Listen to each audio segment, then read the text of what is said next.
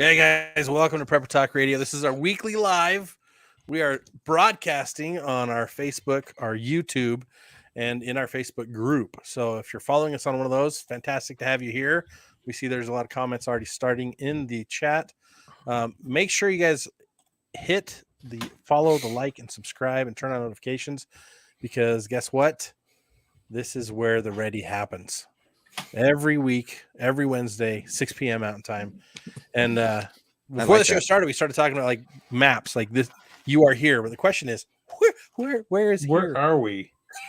I keep wanting to see a sign, like go to a hotel and you see this. You walk out of your room, or and you see the sign on the wall. You are here, right? And then here's the elevator. Here's the exit here, and I kind of would like to have some kind of direction on that. This is where you are right now. You're here. I have no idea. And this week for me has really brought that out because of everything that's happening. Crazy week. And I keep thinking, I know what's going to happen next. Nope. No idea. Oh yeah. Cruise ships are awesome because they've got like every time you walk down a hall, there's a map. You are deck here. 4, deck 3, room 24, deck this, deck that. There's maps everywhere. It's like malls used to have maps like all over the place. And now you're like, oh, there's a kiosk. Nope, no map. Oh, there's a kiosk. No map. You're like, come on, I just want to know where the stores are.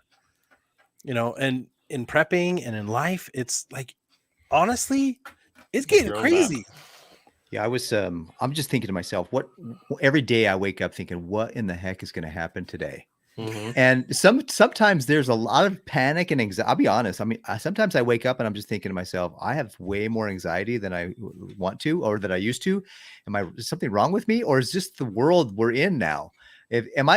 I feel like I moved from, I used to be the kid growing up. I used to be the guy that was like, oh, everything's great. Everything will be great.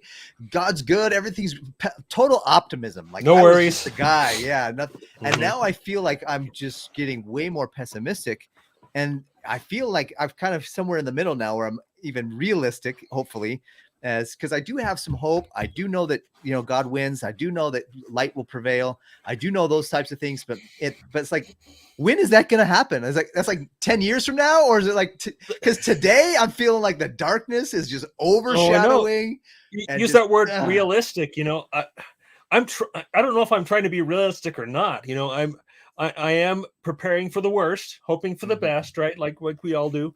But I don't even know how to be realistic anymore. I really do. I mean, I think that's part of the agenda, though, right? Part of the agenda is confusion, right? I mean, that's part of the chaos and confusion. Yeah.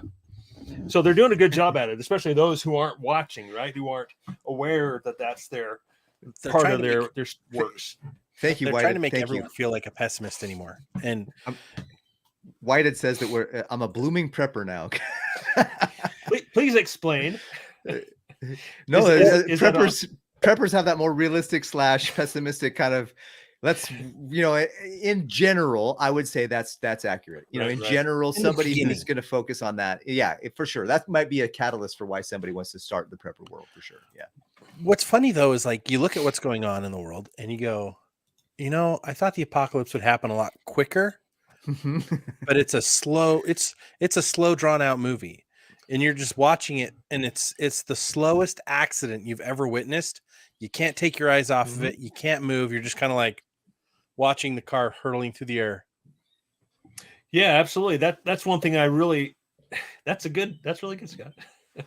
That's one thing I realized this week is that, we kind of are expecting this collapse to be.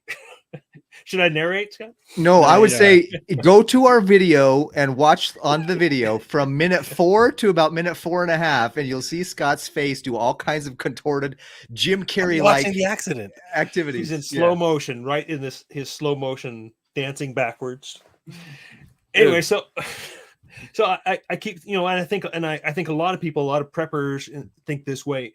So you go back to even before 2008 crash, people who are watching saying, this is it, man. This is when it's coming down. They can't do anything. It's going to collapse. And yet here we are, 2023.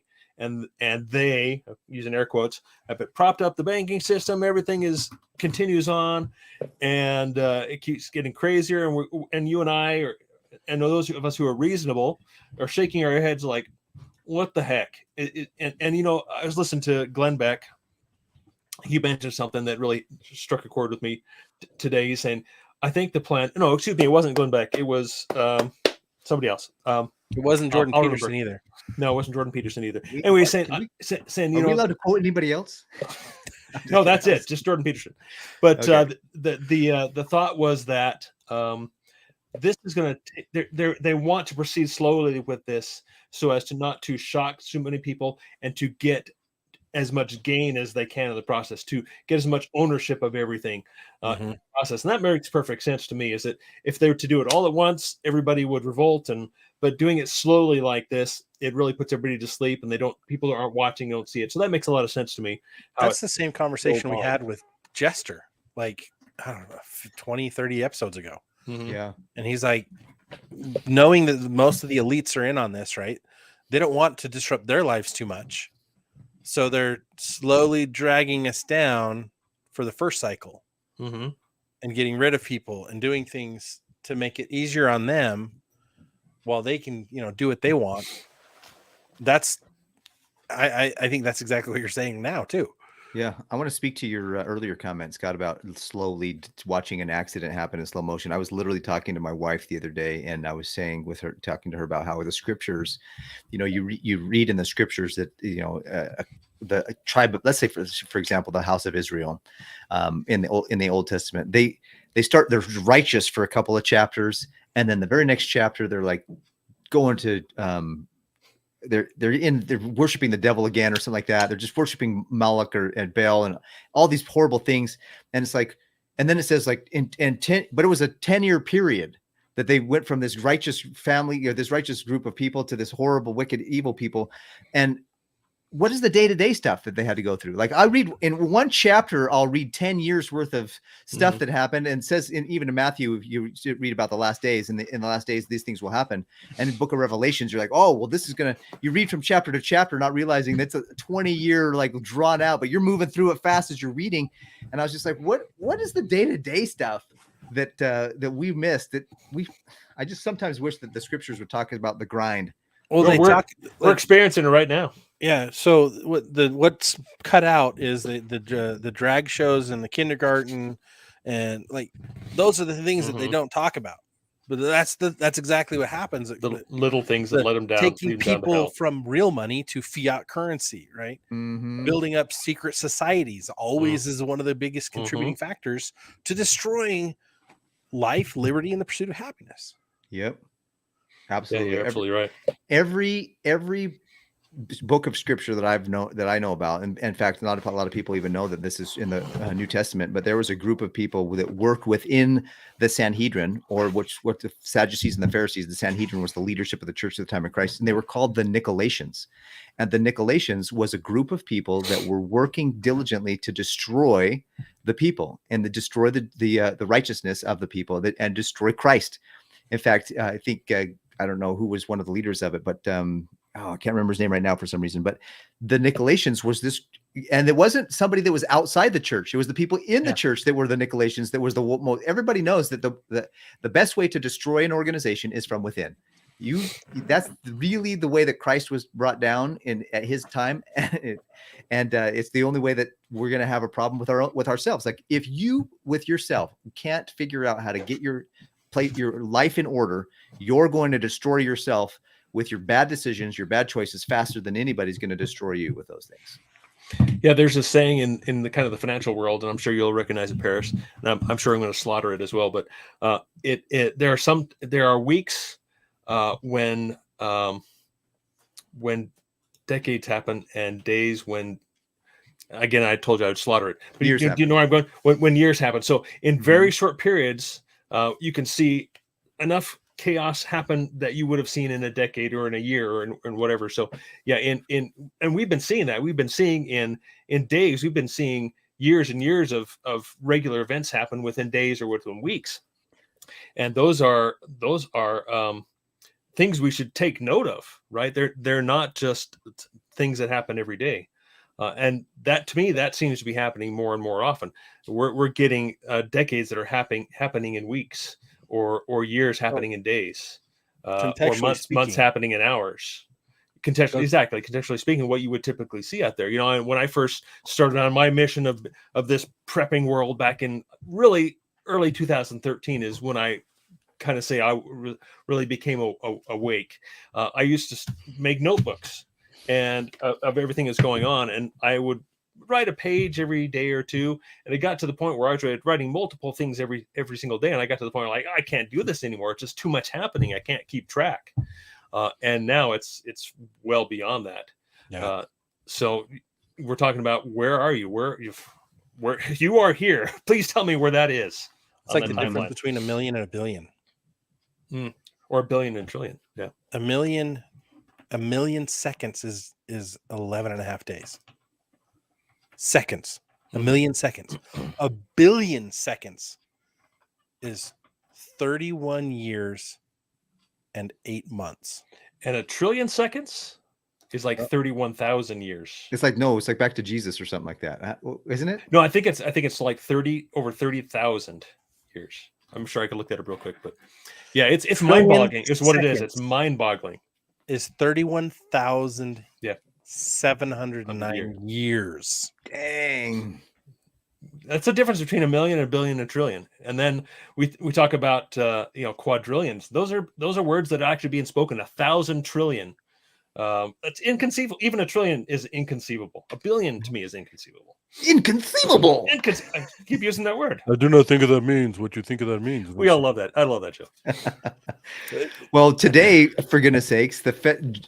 I did a video on my YouTube channel, my Financial Self-Reliance YouTube channel. By the way, go check it out, please, and subscribe and watch all my videos there too. By the way, but and now that the commercial's over, I did a video the other day and I called him Jeremy Powell, and my brother was like, "I think it's Jerome Powell." I'm like, "Dude, I don't care what it is. Jerome, doesn't matter. The guy's an elite globalist that doesn't care about anybody but what their agenda is." But they rose the Fed again, the federal rate today, 0.25%, to try to avoid. What's funny to me is that they did it to help the recessionary situation. Pardon me, help the inflationary situation so that we don't enter into a recession. I'm like, bro, why during are you trying a banking collapse that was caused by higher rates? It's like we're already in a recession, bro. Like, why are you trying to fight it anymore? And then it was like, and we also want to protect the banks. Well, the reason, the whole, yes, what you just said, Shane. The reason we're here is the banks. The reason why the banks failed was because you morons raised the rates so fast that the banks couldn't keep up. Well, they created the bail-in laws, after the last financial crisis, and yet what they did is threw them out the window. So no, we're just going to back everybody. And they back all the rich people first, the big business and rich people first that really don't need it. And then I think earlier what is it? Today's Wednesday. Maybe it was into last week. Yellen said, we're just going to make sure we're there for even the little banks as well. We're gonna guarantee all deposits. So tens of trillions of dollars. Well, it's like watching the Titanic and then taking your largest ship and going out into the ocean and just aiming for the largest iceberg you can to see what happens. Right? It's the definition of insanity, because every society has done this. As soon as you leave the gold standard, everything decays, everything falls apart, and all the money becomes nothing, and you have to start all over. And what are we doing? Let's push further into the nothing before we start over. And that's exactly what's happening, because they're moving to the CBDCs, and it's like been formally announced. Yep. The start, was it June 1st or July 1st? Well, I thought it was July June 1st. Well, yeah, they announced July that it's supposed to. They're supposed July. to have the Fed now is going to start, and the central digital. Anyways, I was listening to who was it? Ron DeSantis actually was saying that cash is. We put it in our Facebook group. That clip that Ron DeSantis was doing because Florida is fighting against the central bank digital currencies as well, and they're saying, look, cash is king, number one. And what he meant was, and what's even more powerful is tangible assets are what's really going to happen, because that's where freedom is. Like, nobody can control my gold and silver. Nobody can control my cash. Well, not as much, but they can control it through other things. But if I have a digital currency and they don't feel like letting me buy something that day, they literally can tap a couple keys on a keyboard and we're done. And that control is not good. And it's not just the economic world. Think about, I literally just watched a video about somebody who used ChatGPT to pass the bar, or like did a simulation. They did a simulation and it passed the bar right away. They did another one where they created a video. They do another one where they enter in like a verse of the Bible and it will create a picture. It will actually make artificial intelligence is able to create.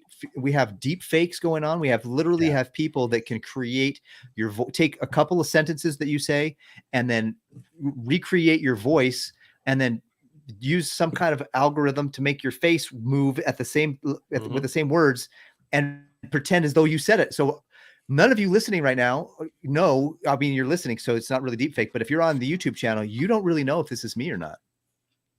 I'll vouch that is you. Well, here's the thing.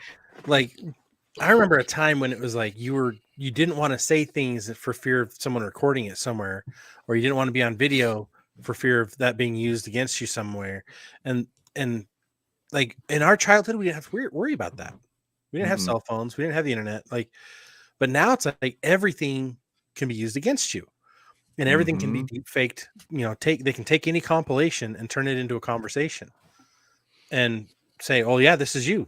Sounds just like you," and you could be like, "No, that's not me. I didn't say any of that." And they can get an expert. I'm throwing up air quotes to come in and verify and say, "Yeah, that's him. We've done all the sound tests, and that's 100% him," even though it can be completely faked, spoofed from a computer. That's the like creepy nature of where we've gone to. Yeah, and I think where that's going is, it's kind of like movie Incredibles. If everybody's special, then nobody is, right? So point. If this is happening to everyone everywhere, first of all, how do you trust anything? Yeah. And second of all, how do they hold anything against us? How would they have any kind of, like you say, oh, you said that, like you're saying, alluding to there, Scott, is that, okay, well, that's happening everywhere. How can you prove that it is? Or, anyway, that's what comes to my mind is that nothing is real. There's not going to be anything real. That's what they're trying to take from us is everything real. Like say Paris, cash, although really it's worth nothing, it's better than having digits in a screen, right? That's where cash is king. And right now, that's kind of where it seems like everybody's fleeing to safety in the financial world right now. And what that really means is going into bonds, which is technically cash, which for me, there's no value to that anyway. I mean, that's a much bigger conversation, but having tangible assets, one of my favorite tangible assets is right here, it's having some lead. Yeah. Pew. Beans, bullets, and band-aids. Everybody. That's right. Gold and silver is part of that as well. And I mean, that's like I said, I don't want to go take us down another rabbit hole, but silver's up today, gold's up today, oil was up significantly today as well. So things that are tangible that have real value that people really need are going up in value, and things that are going down. Well, and what else is going on in the world that's hair raising or eyebrow raising or China and Russia? Go, wait, what? Right. So Brexit's been going on, but did you see what happened with Arabia and Iran? Oh, Pakistan. They made a deal, didn't they? They made a peace accord. A deal. They made a deal to work together. Saudi Arabia and Iran. Oh wow. These guys, of course, are like, China and Russia. That's not good. And they made a peace accord, and guess who brokered the deal? China. Yep. So guess who's automatically going to get sucked into Brexit? Those two countries. The problem gets bigger. So what do we do? Well, how do we better prepare ourselves? How do we protect against these things that are coming? We know they're coming. They've been prophesied. Everything's happening as it's supposed to happen, unfortunately. But it's because we as a people haven't repented. Like everything was fixable if we'd repent. But what we can do, well, obviously, personally, repent. Then go get your food storage and your water storage and your first aid kits, and that's part of the way. Yeah, that's part of repentance as well. Is making those changes, making the corrections, fixing the problems, fixing the issues. And if the issue is you can't provide for your family, you got to go repent. Exactly of that. That's, in my mind, that's a commandment, right? To take care of your family, and we kind of talked about that previously. But if you're breaking that commandment, repent, and that's what I'm probably trying the hardest at, honestly, right now. You know, I was thinking this morning, actually, there's so many emails that I get. There's so many news stations that I could tune into. It's just the noise is so drowns out everything. And I think one of the things I just finished this really good book by Ryan Holiday called Stillness is the Key. And it just reminded me of something that's in the scriptures: just be still and know that I am God. Yeah. And there's no surprises to God. He's going to he knows what to do. He knows where you need to go and where you don't need to go. And if you just trust, if you can get to the point where you can be quiet enough to hear what I call, what it's called in many churches, the still small voice of the Holy Ghost. If you can get quiet enough in your mind and all the distractions to hear that voice, and which is the voice of God telling you, hey, go here, do this, serve that person, give here, don't go there, stay away from that area, you know what I mean, et cetera, et cetera. I think you'll start to realize that the noise. Now, I'm not saying that you should stick your head in the sand and not be aware of what's going on in the world. That's absolutely not what I'm saying, because I have been down some rabbit holes that I've just I've just been down enough rabbit holes that if you came to me with a rabbit hole that you think that you've never, I would probably be able to relate very quickly. If I haven't been down it, I'd be able to say, well, I've been down one similar to it. So I'm just saying that the point is that the distractions can be good as we learn, as we grow, and as we develop, and we become aware, and we open up our eyes, and we wake up to the situation, not become woke. We wake up and we awaken. But once we're awake and we come to a place where we can start to temper that and really grow and develop some wisdom and some wise ways of being, that it comes down to, what are you doing in your quiet moments to prepare? Are you getting right with God? Are you getting right with your preps? Do you have your food storage? Do you have your water storage? Do you have your skill sets?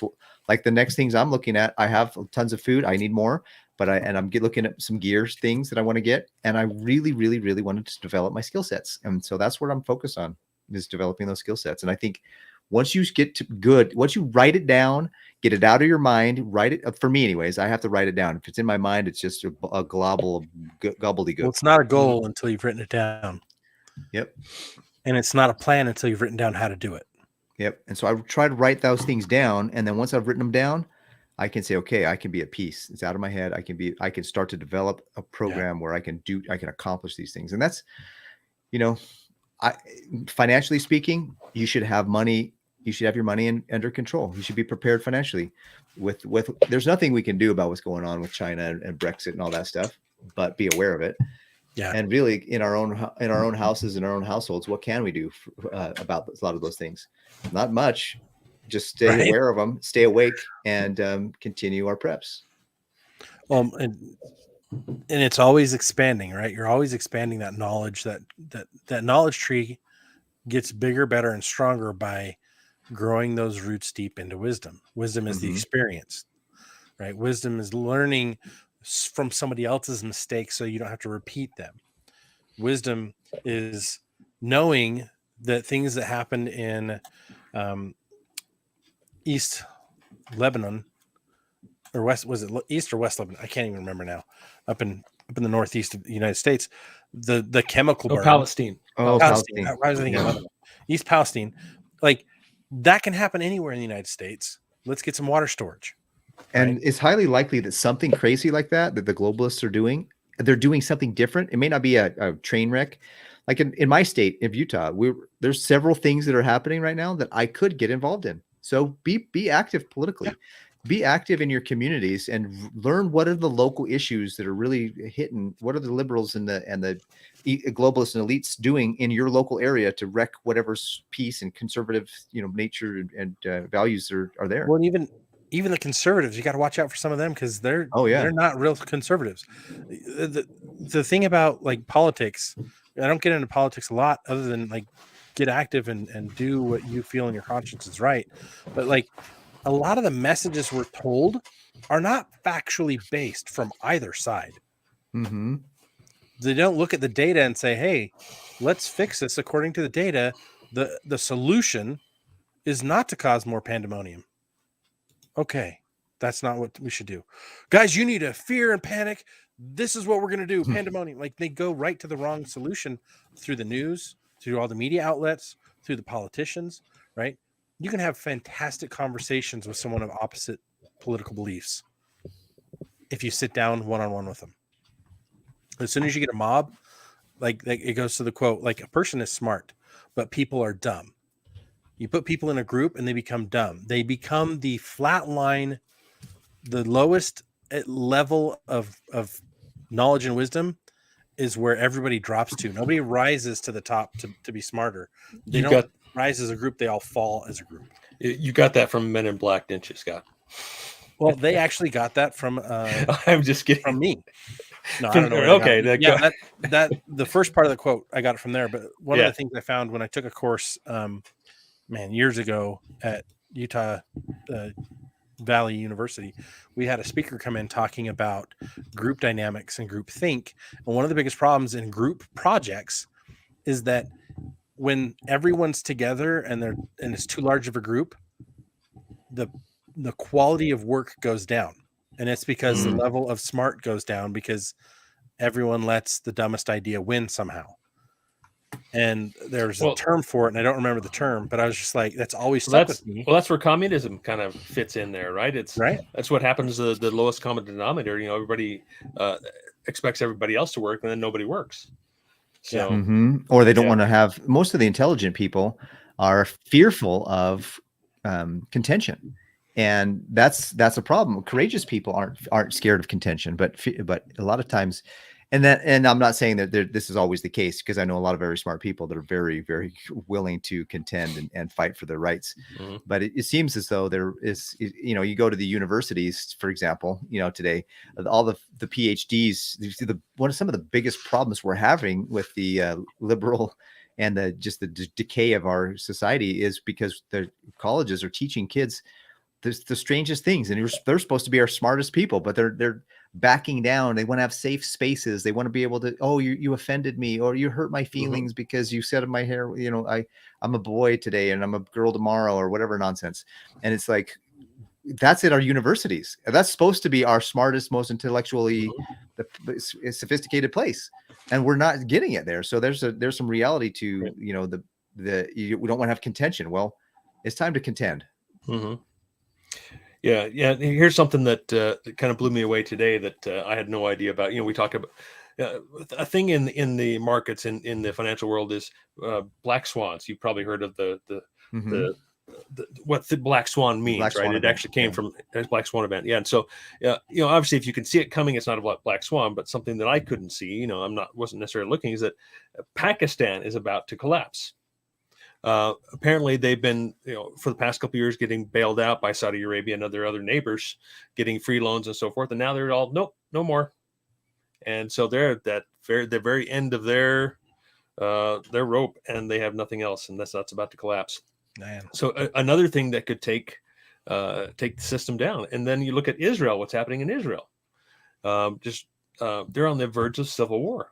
I mean, some people would say we're on the verge of it here in the U.S. as well. I don't know if I totally agree, and then, of course, North Korea launches all these missiles, do a lot more tests, and they're threatening war, and then China with Taiwan, and China with Russia. Xi Jinping just left there, I think, today, and putting together their peace plan. And I think I know what their peace plan is, if you guys want hear me speculate, but I would love to hear your speculation. Well, who do they feel is the enemy? The U.S. Yeah, I don't say us, because I'm not their enemy. I'm their friend, right? But the United States government is their biggest enemy. We've deemed China one of our enemies, and Russia as well, right? So, in my opinion, their peace plan is to get rid of the United States. That's how they create peace, and that makes perfect sense to me. So, Xi Jinping goes over to Russia, and they discuss their peace plan, and I think I have an inside track on that. It's just my opinion, though. Okay. Well, those two countries have been buying up gold like crazy for the last long time, and as well as I do, the current situation with the IMF is that the every seat at the table of the IMF is based on how much gold you actually have. And people say we're off the gold standard, but you and I, Shane, Scott, we know there really is still kind of exists. There's still an existing if gold central standard. banks have gold, there is a somewhat of a gold standard there. Not that the gold standard is the best. We need to have gold and silver as money and not a gold standard. And so they but at that table, they want to have a bigger play, and if they're not going to have a bigger play at the table they're going to create their own, which is what they're doing with BRICS. It comes down to oil, right? Oil is the most sought after commodity, right? And right now it's all traded on the petrodollar, the U.S. petrodollar. Well, if they can get people off the U.S. petrodollar, then the U.S. petrodollar is gone, and the U.S. dollar is gone. Yeah, exactly. And that's happening. That's slowly happening, and that's part of, I think, reason China and Russia are doing business is they're doing it in the yuan, and that's one thing that I heard Putin say today is that we'll be conducting our business with China in yuan, which is another thing that you said earlier, Scott, about how Iran and Saudi Arabia have made this deal. Those are some of the biggest producing countries of oil in the world. We get those two together and they work with China here, before you know it, what do? Well, that's why we need to have our assets in physical things. Like if you have a wheel, like we talked about before, invest in wheelbarrows because people are going to need a lot of them to be able to take their cash down to the grocery store. Yeah. If you want to buy a can of anything, you're going to need an entire wheelbarrow full of cash, and when they do mark this and switch this, that's one of the things I'm really interested to find out about. Like, think about all the different contracts, the financial contracts you have, your mortgage, your car payments, your payment with your credit cards, like they're all contracted and obligated to pay with what? Dollars, U.S. currency. Well, if we switch to a CDBC or CBDC, that's no longer the dollar. Well, it still kind of is, and who knows how it's going to go. But I tend to think, kind of like I was mentioning before, is that they're just going to slip that in. Right? The U.S. dollar pretty much is digital for the most part right now. And I was listening their to transition could be pretty seamless. I was listening to a contract lawyer talk about like the specifics of a contract. Anyone who violates any specifics of the contract, it's null and void, nullifies the entire contract. So. And so then it got me thinking, and then I started hearing other people talk about this. I'm like, interesting. I'd love to find out. But the question came, if your bank says that you have to pay in US dollars and they switch to CBDCs and they're no longer taking cash at your bank, you take all the cash to go make your payment and they say, no, you have to pay in CBDCs. And you go, well, this is cash. As soon as they say that, have them stamp it, approve it, right? Take it back to the court of law and say, hey, they nullified it because they wouldn't take payment. That's that's how ludicrous crazy our economics could become. Yeah, they're not going to let us get off the hook, right? Well, for our debt. They don't, but there's always loopholes, right? And hopefully there are, but their contracts are written in their favor, right? Right. And so I'm planning worst case scenario. So kind of to address Melissa's question here, obviously, there's going to be a default. There's going to be a reset. The big guys, the big banks, the governments, they are going to reset their debt, because it's unsustainable. It can't be paid. But we, as the peasants, we will not be forgiven our debts. Maybe something will happen where we've seen that happen in the last crisis where people didn't pay their mortgages for 3 or 4 years, whatever, still stayed in their homes, and that still. May happen to some extent, but to address Melissa's question and kind of Mike as well, gold and silver, you can't eat it, right? But I believe that there will be a time where gold and silver is the premium form of money. Currency, dollar bills are not money; they're currency. So I try to use my language correctly that way, as taught to me by Mike Maloney. Go listen to him if you don't know who he is. You need to refer to money and currency correctly. Gold and silver is God's money. It is money, and it will always be money. Currency will not. When the dollar collapses, you need to have something in the meantime to use in the meantime. So that's what gold and silver is for me, Melissa, is that it is a way to still conduct business, still get what I need. And right now, we know gold and silver prices are highly suppressed. They should be much higher in value as compared to the dollar. If you're saying, you look back to what gold used to buy 2,000 years ago, yes, it's kind of kept its value and maintained value. And that's what most people use it for, is to protect their wealth. And because it carries over generations, the same value. And it will continue to do that until it gets bad enough, like you say, Melissa, in a civil war or some, however bad it's going to get here, which is going to get really bad. And I believe at a certain point, yeah, you won't be able to use that at all. But I think there will be a time, which is what will sustain my family, when I am not going to be part of the beast system, to have to sign up to have the digital currency, whatever you guys believe about that. I will have some precious metals that I can provide my family with. And even when they take their shot to the moon, pay off the house, do a lot of good with that. That's the nice thing about like that car accident, right? We're watching this slow decay of everything, slow-mo. Yes, we get it, Scott. Right? During that time, you see and you will experience, and if you prepare now, you will be a little bit better off during that to say, oh, now is when I can use this to my advantage, right? And I can go pay off the house, or I can go convert this into commodities and goods and things that I can need before they're too scarce, right? Do what the banks do what the governments are doing. Exactly. If they're buying gold, go out and buy gold. I think you can have too much. Yeah. You'll over-leverage yourself the wrong way. Or you have too much focus on it. Every major collapse, if you look back over the last 500-600 years, there's a great book. Ray Dalio did a book. He's the number one. He was, until he retired, he was the hedge fund manager of the number one hedge fund in the world. And he wrote a book called The Changing World Order. And that basically goes through all the currencies that led the world, the leading currencies of the world throughout time. And it was the Dutch, the guilder. Then it was, at some point, it was the pound. And at one point it was the French mark. At one point it was every 100 or so years, it was not quite that long, but every period of time, that country held the world reserve currency. Right now, America is holding the world reserve currency as in the dollar that we talked about, the petrodollar. Every time there's a reset, literally every time there's a reset over the last, I don't know how long he did this. He wrote this book. I think it was a 500-600 year span, probably even longer. Those that held gold and silver were in the best position at the beginning of the reset. Right now, we're at the end of a cycle, so we don't really know the real value of gold and silver. The real value comes in at the beginning of the new world orders, once that reset hits and happens.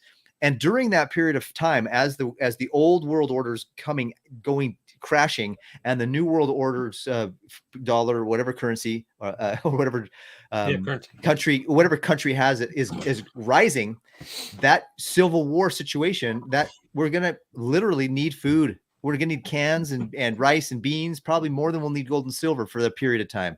Once all that settles, that's when gold and silver becomes the new money, as things start to regroup and regrow from that chunk, out of that chaos. It's kind of like the phoenix, the phoenix, the analogy of the phoenix. It's a bird that dies and then it's reborn from that, the new bird. The ashes of the, intentionally burns itself to be reborn. And I think, here's the sum up of what we've been talking about. The economy is not just going to stop because we're in a war, right? You look at the example of Ukraine. Their economy is still going. Local trade is still happening, right? People have to still survive. And I think that's going to continue. Well, I know that's going to continue because the history repeats itself. Even in the Civil War, did they fight year round all the time? They took breaks to bring in the harvest. They took breaks to plant.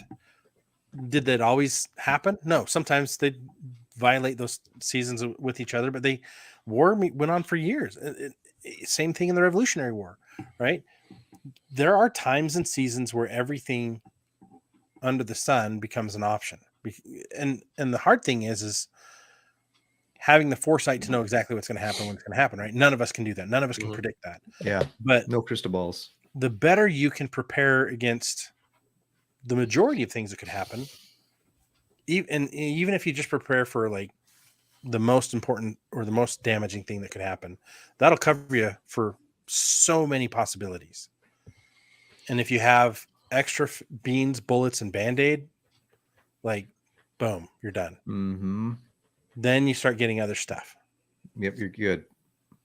I had a goal to get a certain amount of silver and a certain amount of gold, that while I was building up my beans and Band-Aids, I could be okay with that. Now that I've reached that goal, my next goal is to build up my bullets. And so I'm going to get my beans. And at the same time, though, you don't stop. Like, sometimes there's times and seasons in our life where we're a little out of balance because we're focusing in on one area so much that we don't look like we're well-rounded. But I promise you that if you focus in on one area for long enough to get good at it, then you can back off of it. And then you build the next area, build that till you're good at it, back off of it, and then build the next one. You're going to start to see how that well-roundedness starts to come into play. As they say, the fat lady hasn't sung yet, so it's not over. And until it's over, I'm going to continue to develop skills. And you might be developing one skill in a season, and you might not look like you're doing very much on these other skills. Well, that's because you gotta focus in. There's only so much we can do. We only have so much bandwidth as human beings. We have limits. So, yeah, we have limits. Like I was like telling my wife, I'm like, hey babe, I want to do this and this and this and this. She's like, when? How? You run Medicare business, you run a YouTube channel, you have this podcast, you're my husband, you're the father to our children. Like, when are you gonna have time? You do a martial arts class on Thursday nights, you do financial seminars on Tuesday, like, when are you gonna have you have church callings, church assignments that you do every day? I'm like, she's like, when are you gonna do all that stuff? You want to get something done, you give it to the busiest person you know, the person who gets things done. Yeah, and that's the key. Now I know who to go to next, Paris. Thank you very much. I'm just saying that there's sometimes in our life where we have to focus on one thing, and that's okay. Yeah, one of the things I've loved about doing this podcast with you guys is seeing the evolution of each of us, seeing us improve in skills as we're broadcasting and skills as we're having these conversations, as we do interviews, but also in how we've evolved and intellectually as preparedness people, right? We each have different focuses of our preparedness journey of where we are right now, and where we were a year or 2 years ago is different. It's not worse, it's just different. And where we're going to be in a year or two is different also. And we're growing and adapting and changing to meet those. I think that's the biggest thing is you can prep all you want, but if you're not becoming adaptable in that process, and if you're not becoming anti-fragile throughout the journey, that's where I think you're missing the mark. And I think absolutely watching both of you, you're doing both of those things, and you're creating that in your families as well. And those of you listening, I hope you're doing that as well. I hope that's what you're getting out of this is ways to become resilient, ways to become adaptable, ways to become anti-fragile. I really like what White had just said, the 80% rule. Get skills or preps to 80%, then move to the next one. Once you get each area that you're concerned about to 80%, then beginning to master the other 20%. I like that. Exactly. Just continue on, but less focus on that, but focusing on something else. Yeah. Like I told my wife, I said, so she said, so now you hit your goal with gold and silver. What are you going to focus on now? I said, that was just phase 1 of my gold and silver plan. Whoa. Exactly. I mastered phase 1 of my goals. I'm going to create more goals, but I'm going to move to something else in the meantime. And then I'm going to build that up until I can come back to the gold and silver thing. So that's the idea. But of course, like we always say, focus on the most important things first, which are shelter, water, food. Right, the basic, what do we call the rule? The rule of three. Emergency rule of three. Emergency rules of three. Or the survival rule of three. Survival rules of three. There we go. I haven't referred to it for so long, I forget. 3 hours without shelter, 3 days without water, 3 weeks without food. So that's where priorities start, and then after that, immediately comes protection for me. So. Protecting what yourself, your family, what you have, and then if you can expand out into saving some money, when I say money, gold and silver, saving some currency, and expand from there. But keep it simple. Start with the basics first. I think with this whole video, this episode's about like what's going on in the world right now. I don't know if you guys have seen some of these videos that are going out. Shane, what you just said reminded me of it. To be prepared, being self-defense. But there's a lot of like racial fights and just people walking down the street, and then a racial organization comes and just starts beating the crap out of them, and it's that's not good. If you're a part of that, stop. Number 1. 2, get yourself in a place where you can defend yourself, because when we're, that just doesn't make any sense to me. Like, why, just because somebody has a different skin color, you feel like you can just walk up and beat the crap out of them. There's a guy on C-SPAN that said that we need to figure out how to eradicate white people off the face of the earth. I'm like, whoa, you know, anyways, the point is realize what's happening in the world. And sometimes what's happening in the world will show you what you should focus on. Yeah. And where you should start, what you should do first. Food storage, water storage, your 72-hour, 96-hour kits, your travel kit for your car, those things, bug out. If you want to call it a bug out bag, that's fine, but have a bug out location if you're going to do that. Those things are critical. No matter what your emergency is, have all that stuff. Now, wait a minute. What the heck just happened to the economy? I need to fix my money. What just happened in my neighborhood? Some people are attacking people out of nowhere. I need to get my self-defense up and running. Be aware what's going on there, and then make your list of where you want to start, and then go. And that's, I think, pay attention, be aware, be socially aware, financially aware, situationally aware. Awareness brings change and is key. Awesome. I think that's a good place to wrap it up. Focus on what is most urgent to you now and add to it. Grow it. Expand it. You guys, thank you for being part of the show this week. Thanks for being online. You guys, fantastic comments and questions. And for those of you who aren't aware, happy anniversary to Paris and his lovely wife. It's their anniversary tonight. And happy anniversary to Shane and his lovely wife of last week. 26 and 29 years, respectively, correct? Yep. Guys, 26 years. That's what it's all about. We focus on God, family, and then country. Do the basics, do the essentials to get better prepared. It will help you in every facet of life. And until next time, stay ready-minded. See you next week. Amen. Take care.